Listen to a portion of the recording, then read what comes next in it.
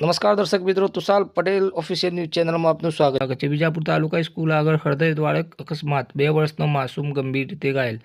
સમાચાર વિગતવાર જાણીએ તો વિજાપુર નગરપાલિકા સામે આવેલી તાલુકા પ્રાથમિક શાળાના મુખ્ય ગેટ પાસે સાંજે 4 વાગ્યા પછી એક દુઃખદ અકસ્માત સર્જાયો હતો। માત્ર 2 વર્ષનો નાનો બાળક દર્શન કાંતિલાલ વાઘેલા હતો। તે સમયે એક કારે તેને અડફેટે લીધો હતો। અકસ્માતમાં બાળકને પગના ઉપરના ભાગે એટલે કે પેશાબની જગ્યાએ ગંભીર રીતે ઈજા થઈ હતી।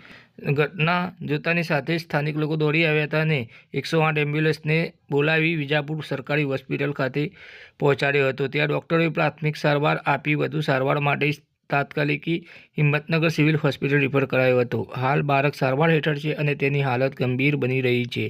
અકસ્માત બાદ કાર ચાલકે ઘાયલ બાળકને હોસ્પિટલ પહોંચાડવાને બદલે વાહન સહિત ઘટના સ્થળે નાસી છૂટ્યો હતો, જેથી લોકોમાં ભારે નારાજગી જોવા મળી હતી। સ્થાનિક લોકોના જણાવ્યા મુજબ કાર શાળાની અંદરથી આવી રહી હતી તે સમયે ઘટના બની હતી। ઘટનાના સમાચાર ફેલાતાની સાથે જ વિસ્તારમાં લોકો એકઠા થઈ ગયા હતા અને બાળકના પરિવારજનોને સાંત્વના આપી હતી।